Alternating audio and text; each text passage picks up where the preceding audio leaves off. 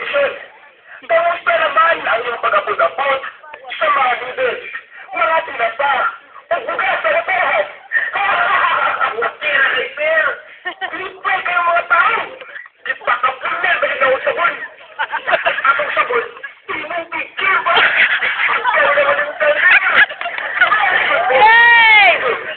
Maano kami sa lahat bata. Sunod semana, basta mag-eleksyon. Hapagin sila o kwarta. Ang sigurado yun na makakuha nilang mga boto.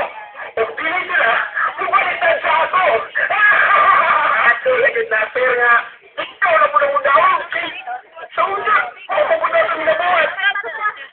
Makuha, kaya po na ito ng ilang boto, Sir. Magdawat na sila kung sa itong ipangatan nila, Sir. Mabawi, kaya po na muna ang atong mga nagasto, bata. Pag mo dahil kapag ko.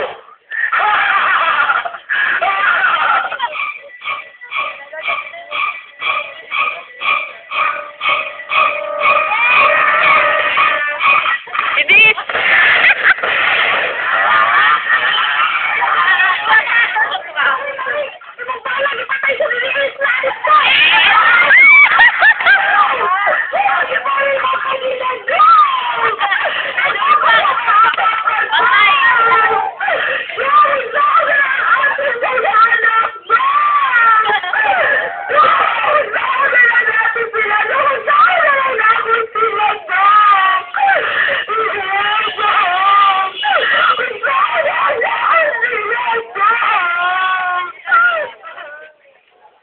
Mga kaigsuunan, ang ating pagsasahan karon, mao ang nagalaig-laig dagway sa pagpakasala sa tao.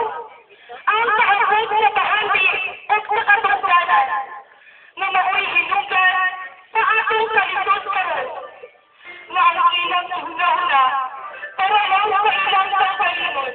Correct. Na gusto nila kaapon ang tanang bahandi sa kalimutan. Correct.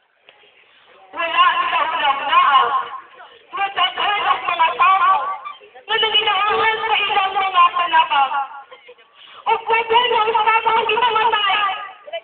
Nag-ituuhan nila sa Warhead Squad kung BDS.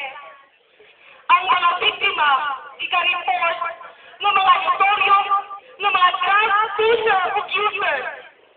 Ang uban, nadamay na. O ang uban, naalaala o mistaken identity. Pinaagad ba sa pagpatay sa mga kaso ng mga transducer o user? Mahunong na ba ang mahuhulit? Kita pa ang ngayon pasulod? Ang gobyerno ba? Ang kapulisan? O ang mga biktima ba? Nag-ituuhan nila mga sasakit sa kapilingan? Non-putting animal na kaigsuunan. Pwede na isang kasyon. Kay nakasalang kita sa mata sa Diyos. Pero kipagsayin kita niya. Respetuon nato ang kinabuhi sa tao. Tungod kay ang kinabuhi, kasa kini sa Diyos. Iyak kini. Pilihon kini. Si Jesus Magani, kianas man niya ang kapatid, nakasakit, aron maluwas kita na naulipon sa sala. Tungod sa way tukon, nagukwa niya, mani ka nato. Kiantos niya ang kapatid, nakasakit, o ginansang sa